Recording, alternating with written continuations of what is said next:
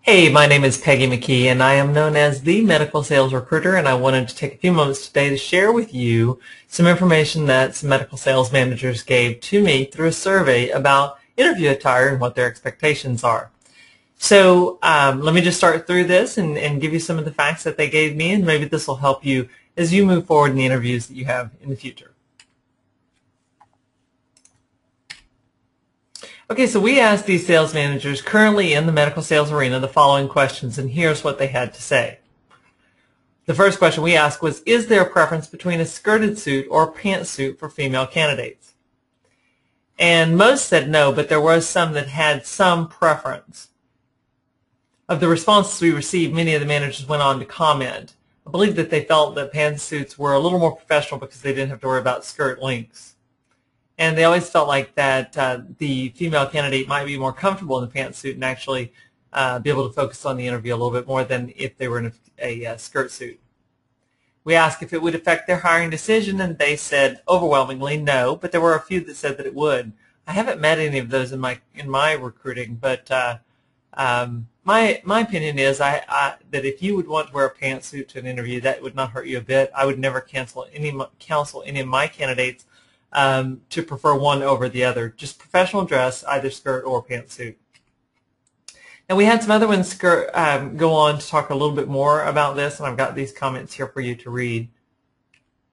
We talked about heel height or shoe style, and 58% said it did matter. I think what really matters is whether it's a workable length and whether the first impression is a stylish impression and one that communicates professionalism and those things that you want to communicate in the interview. Now, for men, a full suit versus coordinating jacket, which one's acceptable? 52% said full suit, 47% said coordinating jacket. I will tell you, though, I communicate with my male candidates that I want them to wear a full suit. Some of the comments that you have here is that the suit shows a little more respect, and the uncoordinated attire can actually show a lack of attention to detail. Now, what about current fashion trends? Looks are very important, but most of the comments communicated to me that if you were dressed professionally, it couldn't be that far out of date. Now, a tie for male candidates, 89%, almost 90% said yes, wear a tie. They talked a little bit about it being conservative and not too trendy or flashy. Portfolio or briefcase, no one ever talks about this, but I think it's important to note here that 93% of them notice what you're carrying.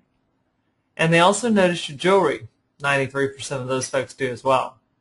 They say don't overdo it, keep it simple, and less is more. Perfume, cologne, there are a few that notice this.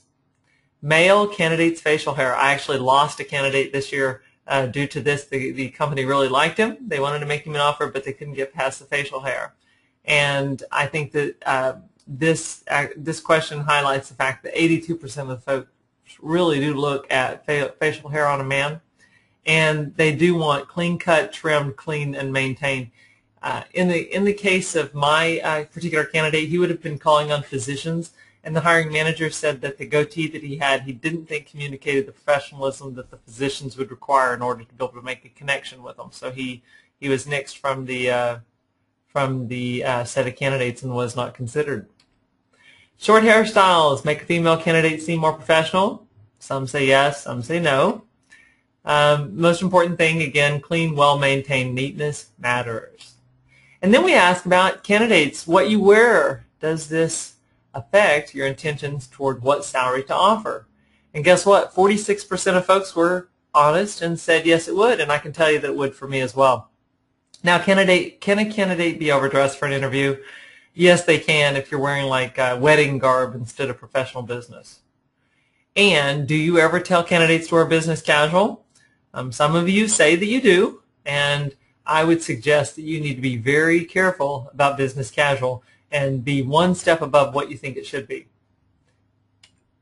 Interview faux pas. What have you experienced? We asked managers that. They talked about chewing gums, cell phones, curse words, eye contact or too much eye contact, unkept clothing.